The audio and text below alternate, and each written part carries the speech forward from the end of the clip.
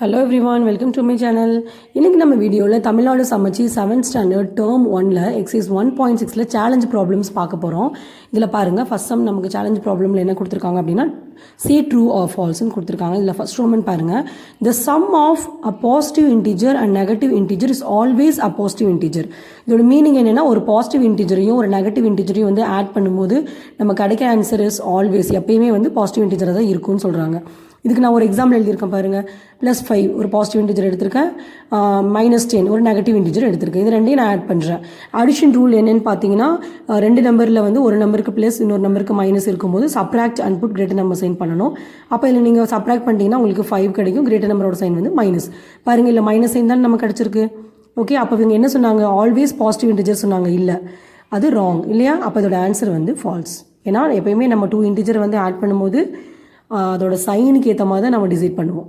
இப்போ ஒரு different sign இருக்கிற போது subtract and put greater number sign தான் பண்ணுவோம். அது ப்ளஸ் சைன் தான் வரணும்னு அவசியம் கிடையாது. ஓகே, ஸோ இதோட ஆன்சர் வந்து ஃபால்ஸ். இப்போ அடுத்த செகண்ட் ரோமன் பார்த்தலாம். இந்த sum of 2 integers can never be 0. அதாவது ஒரு 2 இன்டிஜர் நீங்கள் ஆட் பண்ணும்போது அதோட ஆன்சர் வந்து 0 வராது அப்படின்னு சொல்கிறாங்க. இப்போ பாருங்கள், நான் ஒரு எக்ஸாம்பிள் எடுத்திருக்கேன். +5 -5 நான் எடுத்திருக்கேன். ரெண்டுமே இன்டிஜர் தான். +5ங்கிறது ஒரு இன்டிஜர், -5ங்கிறது ஒரு இன்டிஜர் தான். இது ரெண்டு நீங்கள் ஆட் பண்ணி உங்களுக்கு என்ன ஆன்சர் வந்துடும்? 0 ஆகிடுமா? பிகாஸ் இது ரெண்டும் கேன்சல் ஆகிடுச்சுன்னா நமக்கு 0 ஆன்சர் கிடச்சிடும். அப்போ இங்கே 0வே வராதுன்னு சொல்கிறாங்க. அப்போ இந்த ஸ்டேட்மெண்ட் வந்து ஃபால்ஸ். ஓகே, இப்போ தேர்ட் ஸ்டேட்மெண்ட் பார்த்தலாம். The product of 2 negative integers is a positive integer. அதாவது 2 நெகட்டிவ் இன்டிஜரை நீங்கள் மல்டிப்ளை பண்ணும்போது, ப்ராடக்ட் அப்படின்னா மல்டிப்ளிகேஷன் அர்த்தம், மல்டிப்ளை பண்ணும்போது கிடைக்கிற ஆன்சர் வந்து பாசிட்டிவ் இன்டிஜர்னு சொல்கிறாங்க. மைனஸ் இன்டூ மைனஸ் நீங்கள் எப்பயுமே மல்டிப்ளை பண்ணும்போது உங்களுக்கு ப்ளஸ் தான் வரும். ஓகே, அப்போது product of 2 negative integer is a positive இன்டிஜருங்கிறது ட்ரூ. ஓகே, அடுத்து இப்போ ஃபோர்த்து கொஷின் பார்த்தலாம். The quotient of 2 integers having opposite sign is a negative integer. இப்போது the quotient of 2 integers having opposite sign சொல்கிறாங்க. quotient அப்படின்னு என்னென்னா, இது quotientன்னு ஒரு வந்துச்சுன்னா நீங்கள் இதை டிவைட் பண்ணுறீங்கன்னு அர்த்தம். ஓகேயா, இப்போ உங்களுக்கு ஒரு 2 நம்பர்ஸ் இருக்குன்னு வச்சுக்கலாம். இங்கே நியூமரேட்டரில் வந்து இங்கே என்ன சொல்கிறாங்க பாருங்கள், ஹேவிங் ஆப்போசிட் சைன் சொல்கிறாங்க. அப்போ நியூமரேட்டரில் ப்ளஸ் அப்படின்னா டினாமினேட்டரில் மைனஸ் வரும்னு அர்த்தம். இல்லை நியூமரேட்டரில் மைனஸ் அப்படின்னா டினாமினேட்டரில் ப்ளஸ். அப்போ பாருங்கள், ஆப்போசிட் சைன் நம்ம எழுதிட்டோமா? அப்போ இதோட ஆன்சர் எப்பயுமே நமக்கு என்ன வரும்? மைனஸ். ஏன்னா ப்ளஸ் பை மைனஸ் மைனஸ் தான். அதே மாதிரி மைனஸ் பை ப்ளஸ்னாலும் மைனஸ் தானே ஆன்சர். அப்போ அதான் அவங்க சொன்னாங்க, இந்த கோஷனை டிவைட் பண்ணுறோன்னு அர்த்தம். Okay, the quotient of 2 integers having opposite sign is a negative integer. So நம்ம ஆன்சர் வந்து true. Okay, okay, clear. Next fifth sum பார்த்தலாம். The smallest negative integer is -1. அதாவது ஸ்மாலஸ்ட் நெகட்டிவ் இன்டிஜர் வந்து -1 சொல்கிறாங்க. இது வந்து ஃபால்ஸ். ஏன்னா -1ங்கிறது கிரேட்டஸ்ட் நெகட்டிவ் இன்டிஜர். இப்போ நம்ம நம்பர் லைனில் பார்க்கும்போது இங்கே பாருங்கள், நம்பர் லைனில் வந்து -1 தான் வந்து ஃபஸ்ட் நம்பர். 0க்கு அப்புறம் இந்த சைடு -1 இருக்குது. இதுக்கப்புறம் -2ங்கும் போது இந்த -2ங்கிறது இதை விட சின்ன நம்பர். இந்த -2 விட ஸ்மால் நம்பர் தான் இந்த -3. இதை விட ஸ்மால் நம்பர் இந்த -4. ஏன்னா எல்லாத்துலேயுமே நம்ம -1 பண்ணிட்டு வரோம். இந்த -1ல் ஒரு -1 பண்ணிட்டீங்கன்னா உங்களுக்கு -2 கிடைக்கும். இதில் திரும்ப ஒரு -1 பண்ணும்போது -3, இதில் ஒரு -1 பண்ணும்போது -4. அப்போ இருக்க இந்த சைடு போகும்போது நம்பர்ஸ் எல்லாமே வந்து ஸ்மால் ஆகிட்டே போகும். ஓகேயா, அப்போது இதில் இருக்கிறதுலே பார்க்கும்போது கிரேட்டஸ்ட் நெகட்டிவ் இன்டிஜர் என்னன்னு கேட்டிங்கன்னா இதுதான் -1. நெகட்டிவ் நம்பர்லேயே எது கிரேட்டஸ்ட் நம்பர் அப்படின்னாங்கன்னா -1. அதை வந்து இங்கே நம்ம கொஸ்டினில் என்ன கொடுத்துட்டாங்க, ஸ்மாலஸ்ட் நெகட்டிவ் இன்டிஜர் -1 சொல்லிட்டாங்க. அப்போ இந்த ஸ்டேட்மெண்ட் வந்து ஃபால்ஸ். இல்லையா? நெக்ஸ்ட் நம்ம 14th சம் பார்த்துலாம். an integer divided by 7 gives a result -3. what is that integer? இப்போ நம்ம கண்டுபிடிக்க வேண்டிய இன்டிஜர் வந்து நம்ம எக்ஸ்ன்னு எடுத்துக்கிறோம். let the integer be x. Okay, இப்போ அந்த கொஷினில் கொடுத்துருக்க கண்டிஷன் வைஸ் நம்ம இது எப்படி எழுதலாம் அப்படின்னா, அவங்க என்ன சொன்னாங்க, an integer divided by 7. அப்போ அந்த இன்டீஜர் வந்து நம்ம எக்ஸ்ன்னு எடுத்துட்டோம். ஓகே, அப்போது எக்ஸை 7ஆல் டிவைட் பண்ணும்போது gives a result -3 அப்படின்னா ஆன்சர் -3ன்னு அர்த்தம். ஓகே, இதுதான் வந்து கொடுத்துருக்க ஸ்டேட்மெண்ட். நீங்கள் பாருங்கள், நான் சொல்கிறேன். an integer divided by 7 gives a result -3. Okay, இல்லையா? இப்போ பாருங்கள், இதுதான் நமக்கு கிடச்சிருக்க ஈக்குவேஷன். இப்போ நம்ம எக்ஸ் கண்டுபிடிக்க போகிறோம். அப்போ எக்ஸை மட்டும் இங்கே வச்சுட்டு இந்த 7 வந்து ஈக்குவேஷனுக்கு நெக்ஸ்ட் சைடு நீங்கள் மூவ் பண்ணணும். இப்போ பாருங்கள், எக்ஸுக்கும் 7க்கும் பிட்வீன் இங்கே என்ன இருக்குன்னா டிவிஷன் இருக்குது. டிவிஷன் வந்து ஈக்குவேஷனுக்கு நெக்ஸ்ட் சைடு மூவ் பண்ணும்போது அது மல்டிப்ளிகேஷனாக சேஞ்ச் ஆகும். ஓகே, அப்போது இங்கே ஏற்கனவே -3 இருக்குது. இந்த 7 அந்த சைடு போகும்போது மல்டிப்ளைட் பை 7ன்னு ஆகிடும். ஓகே, இப்போ பாருங்கள் இந்த நம்பர்ஸ் நம்ம மல்டிப்ளை பண்ணிடலாமா? இங்கே 3க்கு மைனஸ் சைன் இருக்குது, 7க்கு இங்கே சைனே இல்லைன்னா ப்ளஸ்ஸு. அப்போ மைனஸ் இன்ட்டு ப்ளஸ் வந்து மைனஸ், 3 இன்ட்டு 7 வந்து 21. அப்போது அந்த இன்டீஜர் நம்ம என்னென்னு கண்டுபிடிச்சிட்டோம், 21. Therefore the integer is minus 21. Clear? Next 15 sum பார்த்தலாம். Replace the question mark with suitable integer in the question. அப்போது இந்த கொஸ்டின் மார்க்குக்கு பதிலாக என்ன இன்டிஜர் வரும் அப்படின்னு சொல்லி கேட்குறாங்க. இப்போ பாருங்கள், இதுதான் நம்ம கொடுத்துருக்க ஈக்குவேஷன். ஸோ இது நம்ம வந்து ஒரு பாக்ஸ்னே எடுத்துக்கலாம். ஓகே, இந்த மைனஸ் பாக்ஸ் வந்து ஈக்குவேஷனுக்கு அந்த பக்கம் போகும்போது ப்ளஸ் பாக்ஸுன்னு ஆகிடும். பாக்ஸ்குள்ளே கொஷின் மார்க் இருக்குது. ஓகே, பாருங்கள், இந்த மைனஸ் பாக்ஸ் வந்து ஈக்குவேஷனுக்கு அந்த பக்கம் போகும்போது ப்ளஸ் பாக்ஸுன்னு ஆயிரும். நீங்கள் ப்ளஸ் போட்டாலும் போடலினாலும் ஒன்று தான், ஏன்னா அங்கே போடவே இல்லைனாலும் அங்கே ப்ளஸ் இருக்குன்னு தான் அர்த்தம். ஓகே, அப்போ இங்கே வந்து பார்க்கும்போது 72 இருக்குது. 2 சைன்ஸ் நியராக இருக்கும்போது இது ரெண்டையும் மல்டிப்ளை பண்ணும்போது நமக்கு -5 கிடச்சிருது. ஓகே, இந்த 72 வந்து நம்ம இந்த சைடு கொண்டு வரோம், பிகாஸ் இந்த பாக்ஸ் நம்ம அந்த பக்கம் கொண்டு போயிட்டோம். அதாவது ரைட் ஹேண்ட் சைடு கொண்டு போகும்போது இந்த 72 வந்து நம்ம லெஃப்ட் ஹேண்ட் சைடு கொண்டு வரும்போது இங்கே 72க்கு முன்னாடி இங்கே ப்ளஸ் இருக்குது. அப்போ ப்ளஸ் வந்து ஈக்குவேஷனுக்கு நெக்ஸ்ட் சைடு வரும்போது அது மைனஸ் ஆகிடும். ஓகே, இல்லையா? பாருங்கள், இந்த மைனஸ் பாக்ஸை நான் ஈக்குவேஷனுக்கு நெக்ஸ்ட் சைடு கொண்டு போகும்போது இது ப்ளஸ் பாக்ஸ் ஆயிடுச்சு. இங்கே வந்து 72 அப்படியே எழுதிட்டேன், ப்ளஸ் இன்ட்டு மைனஸ் நான் மைனஸ் போட்டுட்டு இந்த 5 எடுத்து எழுதிட்டேன். இந்த 72 இந்த பாக்ஸ் அங்கே போகிறதுனால அங்கே இருக்க 72 நான் இந்த சைடு கொண்டு வரேன். அப்போ ப்ளஸ் 72 இந்த பக்கம் வரும்போது -72 ஆயிடுச்சு. இப்போ இங்கே பார்க்கும்போது இங்கே வந்து 72க்கு முன்னாடி சைன் இல்லைன்னா அங்கே ப்ளஸ் 72 இருக்குன்னு அர்த்தம். அப்போ ப்ளஸ் 72 -72 கேன்சல் ஆயிடுச்சு அப்படின்னா இந்த பாக்ஸோட ஆன்சர் நமக்கு என்ன கிடச்சிருச்சு, -5. ஏன்னா இங்கே -5 மட்டும் தான் பேலன்ஸ் இருக்குது. அப்போது அந்த பாக்ஸில் நம்ம என்ன ரீப்ளேஸ் பண்ணணும், -5 தான் ரீப்ளேஸ் பண்ணணும். Okay, that's all. அடுத்து நம்ம 16 சம் பார்த்துடலாம். 16 sum. Can you give 10 pairs of single digit integers whose sum is 0? அவங்க என்ன சொல்கிறாங்க, உங்களால் வந்து சிங்கிள் டிஜிட்னா 0லேருந்து 9 வரைக்கும் டபுள் டிஜிட் போகக்கூடாது. சிங்கிள் டிஜிட் இன்டீஜர்ஸ் வந்து 10 பேர்ஸ் நீங்கள் எழுதணும். அதை ஆட் பண்ணும்போது நமக்கு ஆன்சர் வந்து 0 வரணும். ஸோ 2 சிங்கிள் இன்டீஜர்ஸ் வந்து ஆட் பண்ணால் நமக்கு 0 வர மாதிரி can you give 10 pair of integers அப்படின்னு கேட்குறாங்க. அப்போ இதோட ஆன்சர் வந்து எஸ், நம்மளால் 10 பேர் ஆஃப் இன்டீஜர்ஸ் வந்து நம்ம எழுத முடியும். அது என்னென்னு பார்த்துடலாம். பாருங்கள், இப்போது -1ஐயும் +1ஐயும் ஆட் பண்ணால் அவங்களுக்கு 0 கிடைக்குமா?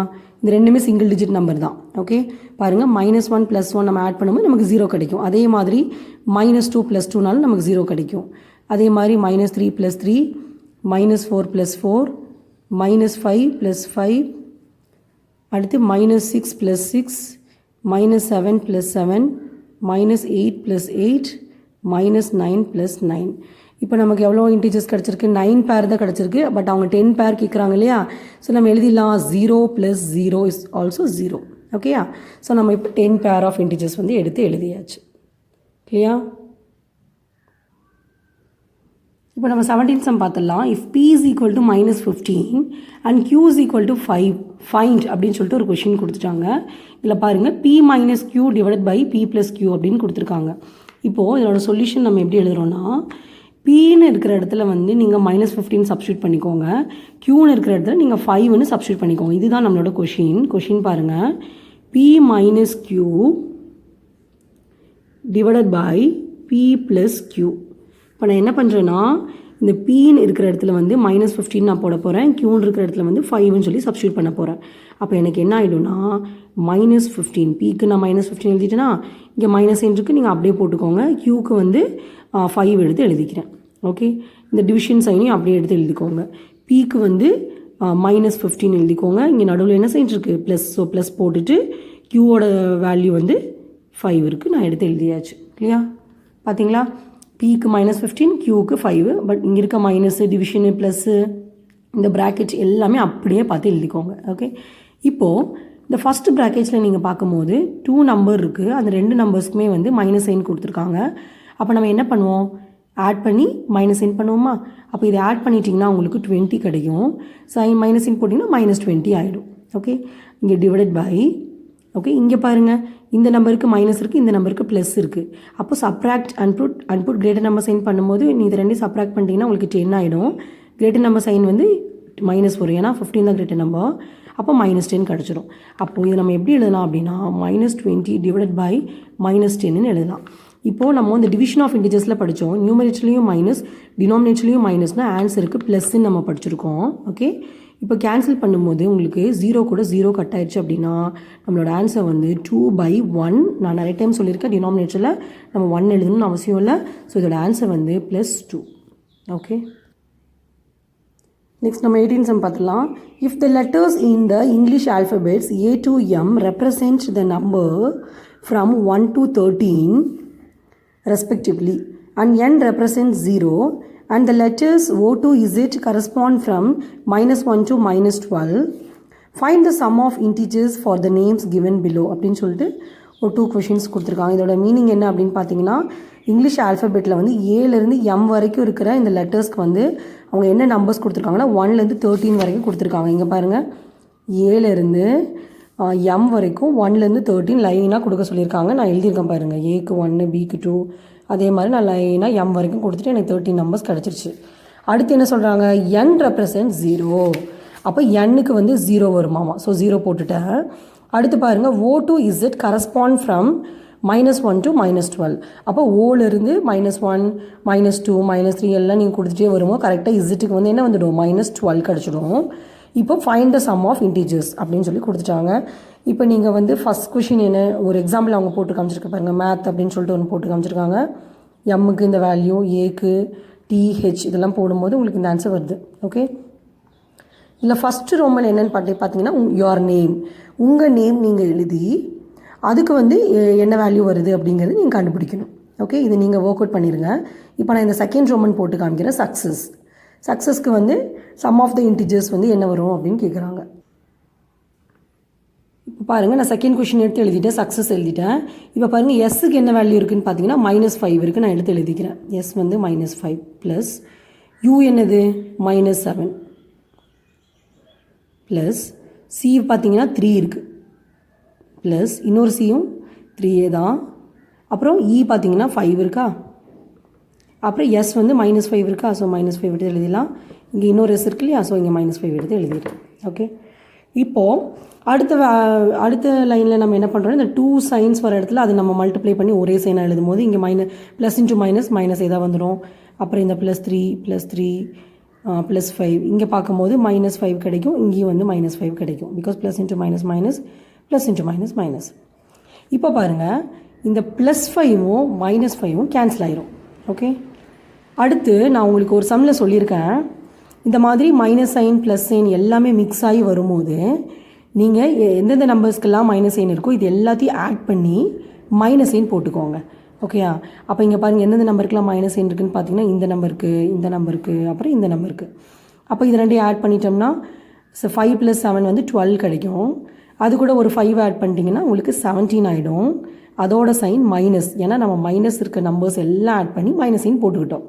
ஓகே, இப்போ அடுத்து எந்தெந்த நம்பருக்குலாம் ப்ளஸ் சைன் இருக்குதுன்னு பார்த்து அதை ஆட் பண்ணி ப்ளஸ் சைன் போட்டுக்கோங்க. ஓகே, இப்போ பாருங்கள், இந்த நம்பருக்கு ப்ளஸ் சைன் இருக்குது, இந்த நம்பருக்கு ப்ளஸ் சைன் இருக்குது. அப்போ இது ரெண்டையும் ஆட் பண்ணும்போது நமக்கு +6ன்னு கிடைக்கும். ஓகே, இப்போ என்ன பண்ணுறோன்னா, இங்கே பாருங்கள், இந்த நம்பருக்கு மைனஸ் சைன் கிடச்சிருக்கு, இந்த நம்பருக்கு ப்ளஸ் சைன் கிடச்சிருக்கு. அப்போ இது ரெண்டையும் நம்ம என்ன பண்ணுவோம், சப்ராக்ட் பண்ணிவிட்டு கிடைக்கிற ஆன்சருக்கு கிரேட்டர் நம்பரோட சைன் பண்ணுவோமா. அப்போ இது ரெண்டையும் சப்ராக்ட் பண்ணிட்டோம்னா உங்களுக்கு 11 கிடச்சிடும். கிரேட்டர் நம்பரோட சைன் பார்த்தீங்கன்னா உங்களுக்கு மைனஸ். அப்போது சக்ஸஸை வந்து ஆட் பண்ணும்போது நம்மளோட ஆன்சர் என்ன கிடச்சிச்சு, sum of the integer is -11. Okay, next நம்ம 19 சம் பார்த்தலாம். From a water tank 100 liters of water is used every day.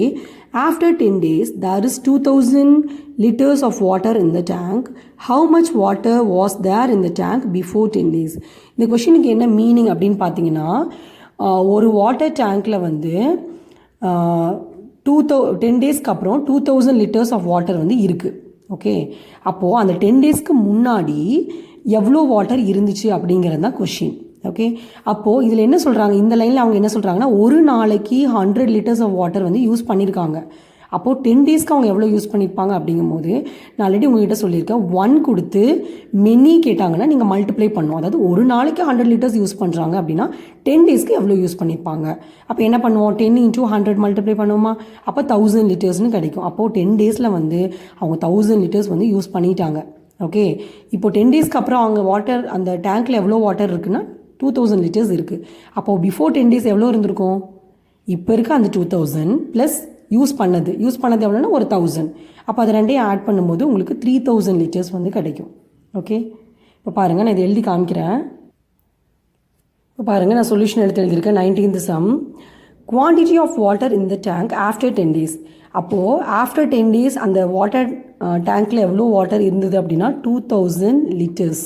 Okay, அப்போது வாட்டர் யூஸ்ட் இன் 10 டேஸ் எவ்வளோ யூஸ் பண்ணியிருக்காங்க, 10 டேஸில் வந்து எவ்வளோ வாட்டர் யூஸ் பண்ணியிருக்காங்க அப்படின்னா ஒரு நாளைக்கு 100 லிட்டர்ஸ் யூஸ் பண்ணியிருக்காங்க. ஓகே, அப்போ 10 டேஸ்க்கு எவ்வளோ லிட்டர்ஸ் யூஸ் பண்ணியிருப்பாங்க?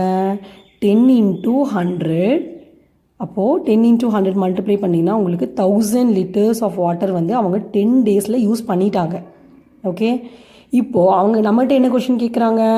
Quantity of water in the tank before 10 days. அப்போது 10 டேஸ்க்கு முன்னாடி அந்த வாட்டர் டேங்க்கில் எவ்வளோ வாட்டர் இருந்துச்சு அப்படின்னு கேட்குறாங்க. பாருங்கள், இவ்வளோ வாட்டர் வந்து யூஸ் பண்ணிட்டாங்க. ஓகேயா, 1000 லிட்டர்ஸ் வந்து யூஸ் பண்ணிட்டாங்க இந்த 10 டேஸில். இந்த 10 டேஸ் முடிஞ்ச பிறகு அந்த டேங்க்கில் வந்து 2000 லிட்டர்ஸ் ஆஃப் வாட்டர் வந்து இருக்குது. அப்போ இந்த ரெண்டையும் ஆட் பண்ணிங்கன்னா உங்களுக்கு கிடைக்கிற ஆன்சர் தான் வந்து பிஃபோர் 10 டேஸ் அங்கே எவ்வளோ வாட்டர் இருந்ததுன்னு சொல்லிட்டு. ஓகேயா, அப்போ இது ரெண்டையும் ஆட் பண்ணால் உங்களுக்கு என்ன கிடைக்கும்? 3000 லிட்டர்ஸ். கிளியர்? அதான் நம்ம இங்கே எழுதியிருக்கோம். Quantity of water in the tank before 10 days is equal to 1000 plus 2000 equal to 3000 liters. Clear? Next 20th sum பார்த்தலாம். A dog is climbing down into a well to drink water.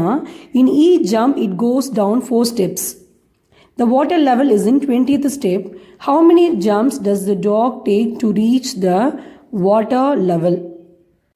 ஒரு talk வந்து தண்ணி குடிக்கிறதுக்கு ஒரு கிணத்துக்குள்ளே இறங்குது. ஓகேயா, இப்போது அந்த வாட்டர் எங்கே இருக்குன்னா இந்த 20th லெவலில் இருக்குது. இங்கே தான் அந்த வாட்டர் இருக்குது. ஓகே, இப்போது ஒரு ஜம்பில் வந்து அந்த டாக் வந்து 4 ஸ்டெப்ஸ் போகுது. அப்படின்னா இந்த 20th லெவல் போகிறதுக்கு அது எவ்வளோ ஜம்ப் போகணும் அப்படின்னு கேட்குறாங்க. ஓகேயா, அப்போ ஒரு ஜம்புக்கு அது 4 ஸ்டெப்ஸ் போயிட்டுருக்கு. இப்போ 20th லெவல் தான் அது போகணும். அப்போ எவ்வளோ ஜம்ப்புன்னு கண்டுபிடிக்கணும்னா நீங்கள் 20 டிவைடட் பை இந்த 4 நீங்கள் பண்ணணும். ஓகே, இப்போ நீங்கள் பார்த்தீங்கன்னா என்ன ஆகும்? அடுத்து எங்கே வரும்? 8 வருமா, அப்புறம் 12 வருமா, அப்புறம் 16 வரும், அப்புறம் 20 போயிடும். அப்போ இது எவ்வளோ ஜம்ப் பண்ணுன்னு பாருங்கள். 1 2 3 4 5. இது நீங்கள் இந்த மாதிரி டயக்ராம் போட்டு எழுதக்கூடாது. நான் இங்கே ஸ்டெப்ஸ் எழுதுறேன் பாருங்கள். இங்கே பாருங்கள், நான் சொல்யூஷன் எழுதியிருக்கேன். For 1 jump 4 steps. அப்போ to reach 20th step the dog has to jump.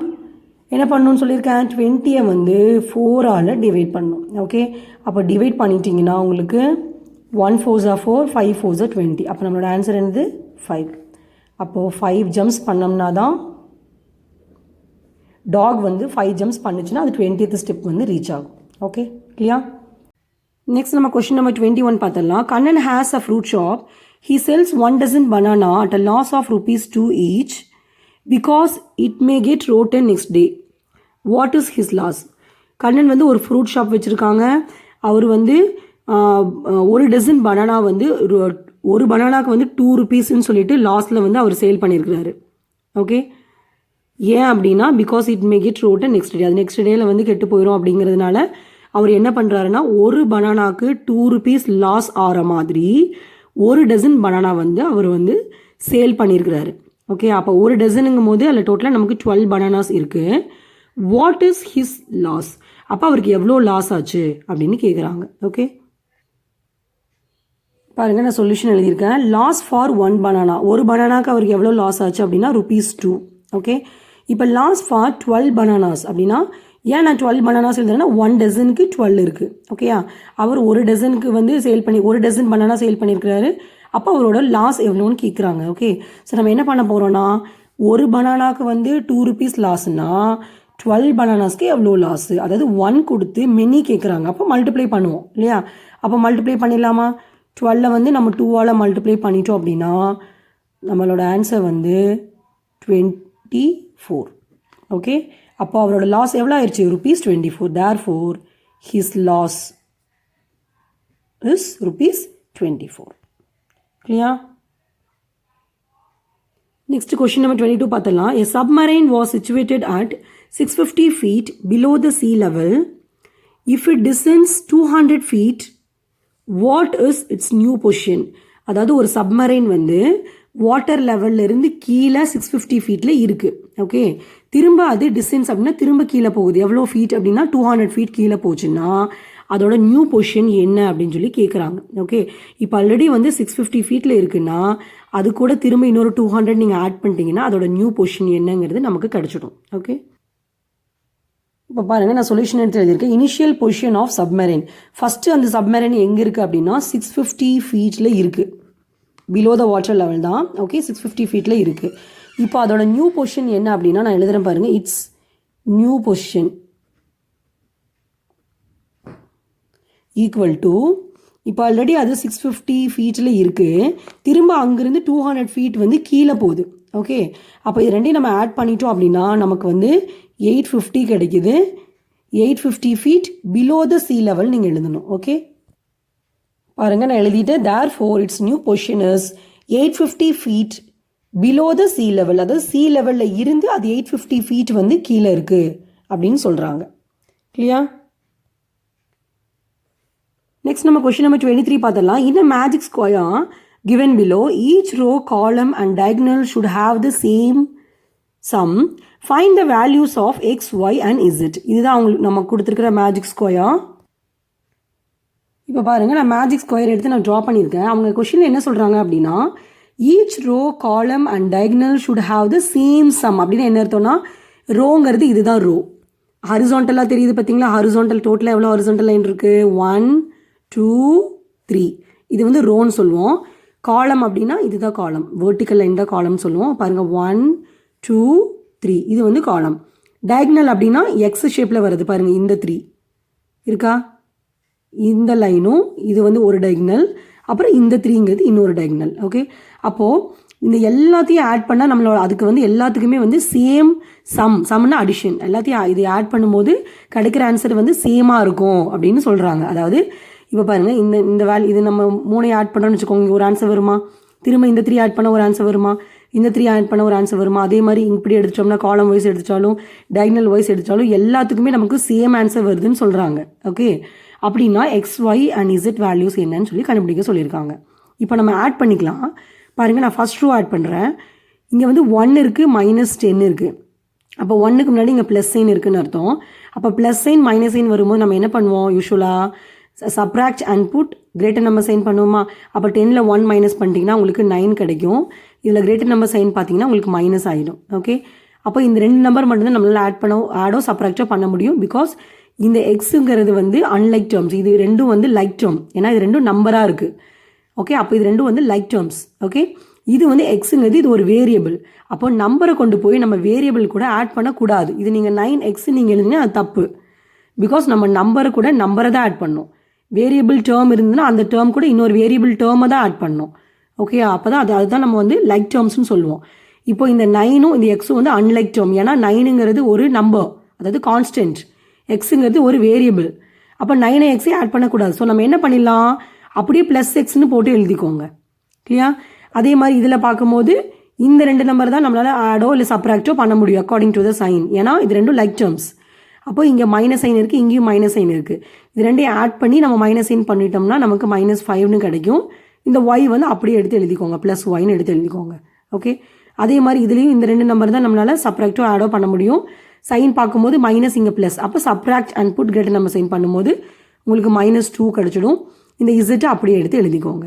Okay, இப்போ நான் ரோவை ஆட் பண்ணி எழுதிட்டேன். இப்போ நான் காலம் ஆட் பண்ணிக்கிறேன். காலம் பார்க்கும்போது இந்த 1ம் -6ம் வந்து லைக் டேர்ம்.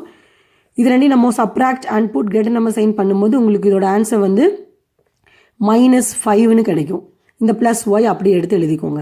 அதே மாதிரி இதோட ஆன்சர் நமக்கு என்ன வரும் அப்படின்னா -10 -3 ரெண்டையும் ஆட் பண்ணி -9 போடும்போது -13 ஆகிடும். +4 பண்ணும்போது உங்களுக்கு என்ன ஆகிடும்? -9 கிடைக்கும். ஸோ இதுக்கு ஆன்சர் நம்ம கிடச்சிருச்சு -9 சொல்லிட்டு. ஓகே, இதுக்கு நெக்ஸ்ட் நீங்கள் தேர்ட் காலம் எடுத்துட்டிங்கன்னா இங்கே வந்து உங்களுக்கு நம்பர் ஒன்று தான் இருக்குது. இங்கே ஒரு வேரியபிள் இருக்குது, இங்கே ஒரு வேரியபிள் இருக்குது. அப்போது நம்ம இங்கே பாருங்கள் எல்லாமே அன்லைக் டேர்ம்ஸ் தான். இங்கே எக்ஸ் இருக்குது, இங்கே வந்து இசட் இருக்குது. அப்போ இது ரெண்டும் வந்து சேம் வேரியபிள் கிடையாது. சப்போஸ் இங்கேயும் எக்ஸ் இருந்தால் வேணால் நம்ம இது ரெண்டையும் ஆட் பண்ணியிருப்போம். ஓகே, அப்போ இங்கே பொறுத்த வரைக்கும் இது 3மே வந்து அன்லைக் டேர்ம் தான். ஸோ நம்ம அப்படியே தான் எடுத்து எழுதணும். x -2 + z அப்படியே எடுத்து எழுதிடணும். ஓகே, இப்போ டயகனல் நீங்கள் போடணும்னு அவசியம் இல்லை, பிகாஸ் இதை வச்சு நம்ம ஆன்சர் கண்டுபிடிச்சிக்கலாம். ஓகே, இப்போ பாருங்கள், இதில் வந்து நமக்கு இதுக்கு ஆன்சர் வந்திருக்கு, இதுக்கு ஒரு ஆன்சர், இதுக்கு ஒரு ஆன்சர், இதுக்கும் வந்து வேரியபிள் வச்சு ஆன்சர் வந்திருக்கு, இதுக்கு மட்டும்தான் உங்களுக்கு நம்பர் வச்சு ஆன்சர் கிடச்சிருக்கு. ஓகே, பாருங்கள் எல்லாமே வேரியபிள் வச்சு தான் வருது. இந்த ஒன்றே ஒரு இதுக்கு மட்டும்தான் நம்பர் வந்து ஆன்சராக கிடச்சிருக்கு. அப்போது இந்த கொஷின் அவங்க என்ன சொன்னாங்க அப்படின்னா, நம்ம கிடைக்கிற ஆன்சர் எல்லாமே வந்து சேமாக இருக்கும் அப்படின்னு சொன்னாங்க. அப்போது எல்லா இந்த வேல்யூ நான் பாக்ஸ் போட்டிருக்கேன் இல்லையா, அப்போ இந்த எல்லா பாக்ஸுக்குமே ஆன்சர் என்னதான் -9 தான். ஓகே, பிகாஸ் நமக்கு இந்த ஒரு செகண்ட் காலமுக்கு ஆன்சர் -9 கிடச்சிருச்சு அப்படின்னா என்ன அர்த்தம்னா இங்கேயும் -9 தான் வரும், இங்கேயும் -9 தான் வரும், இதுக்கும் -9 தான் ஆன்சரு, இதுக்கும் -9 டயகனல் நீங்கள் போட்டு பார்த்தாலும் அதுக்கும் உங்களுக்கு -9 தான் வரும் ஆட் பண்ணும்போது. ஓகே, இப்போ நான் அதனால் என்ன பண்ணுறேன்னா இந்த ஃபஸ்ட்டு டேர்ம் எடுத்து எழுதிக்கிறேன். அதாவது இந்த -9 + x இருக்கு இல்லையா, அந்த ஃபஸ்ட்டு ரோக்கு ஆன்சர் கிடச்சது இல்லையா, அதை எடுத்து நான் எழுதிக்கிறேன். இதோட ஆன்சர் எனக்கு என்ன கிடைக்கும் -9, ஏன்னா நான் ஏற்கனவே கண்டுபிடிச்சி வச்சுருக்கேன். ஓகே, அப்போது இதில் வந்து நம்ம எக்ஸு தான் கண்டுபிடிக்க போகிறோம். ஸோ எக்ஸை மட்டும் அங்கே வச்சுட்டு இந்த -9 அந்த சைடு கொண்டு போயிடுங்க. அப்போது -9 அங்கே போச்சுன்னா +9 ஆயிருமா. அப்போ -9 + 9 வந்து கேன்சல் ஆயிடுச்சுன்னா இங்கே எந்த டேர்மும் இல்லைன்னா நம்மளோட ஆன்சர் வந்து 0. அப்போ எக்ஸோட ஆன்சர் நம்ம என்ன கண்டுபிடிச்சிட்டோம் 0ன்னு கண்டுபிடிச்சிருக்கோம். அடுத்து நம்ம ஒய் கண்டுபிடிக்க போகிறோம். ஒய் கண்டுபிடிக்கணும் என்ன பண்ணணும் பாருங்கள், இதை எடுத்துக்கலாம் நம்ம. ஓகே, இல்லைன்னா இது ரெண்டுமே ஒரே ஆன்சர் தான் வந்திருக்கு பாருங்கள். ஸோ நம்ம இந்த ரெண்டில் ஏதாவது ஒன்று நான் இதை எடுத்துக்கிறேன். அப்போ -5 + y ஈக்குவல் டு என்ன ஆன்சர் வரும் -9. ஏன்னா எல்லாத்துக்கும் ஒரே ஆன்சர் தான், -9 தான் வரப்போகுது. ஸோ நம்ம என்ன எழுதிடலாம் -5 + y = -9. y மட்டும் இங்கே வச்சுட்டு இந்த -5 நெக்ஸ்ட் சைட் மூவ் பண்ணிட்டோன்னா இது வந்து +5 ஆகிடும். ஓகே, அப்போ பாருங்கள் இங்கே -9 +9 இருக்கும்போது subtract and put greater number sign பண்ணும்போது உங்களுக்கு ஆன்சர் வந்து -4ன்னு கிடச்சிடும். அப்போ ஒய்யோட வேல்யூ என்னன்னு பார்த்தீங்கன்னா -4. நெக்ஸ்ட் நம்ம இசட் கண்டுபிடிக்க போகிறோம். இசட் கண்டுபிடிக்கணும் நீங்கள் என்ன பண்ணணும், இதை எடுத்துக்கலாம், அப்படி இல்லைன்னா இதை எடுத்துக்கலாம். இதில் எடுக்கும்போது உங்களுக்கு எக்ஸ்ன்னு இன்னொன்று இருக்குது, அப்போ எக்ஸோட வேல்யூ அங்கே சப்ஸ்டியூட் பண்ணிட்டு இருக்கணும். ஸோ பெட்டர் நம்ம இதை எடுத்துக்கலாம். ஓகே, அப்போ நான் இங்கே எழுதுகிறேன் பாருங்கள், -2 + z ஈக்குவல் டு ஆன்சர் என்ன கிடைக்க போகுது -9 தான். ஸோ நான் -9 எடுத்து எழுதிடுறேன். ஓகே, இப்போ பாருங்கள் இசட் மட்டும் இங்கே வச்சுட்டு இந்த -2 ஈக்குவேஷனுக்கு நெக்ஸ்ட் சைட் போகும்போது இது +2 ஆயிடுச்சு. ஓகே, அப்போ இங்கே பாருங்கள் ஒரு மைனஸ் ஒரு ப்ளஸ்ன்னா subtract and put greater number sign பண்ணுமா. அப்போ நம்மளோட ஆன்சர் என்ன கிடச்சிடும் -7. அப்போ இசட்டோட ஆன்சர் வந்து -7. பாருங்கள் நம்ம XY Z 3 வேல்யூஸுமே கண்டுபிடிச்சிட்டோமா. Clear? That's all. Thanks for watching.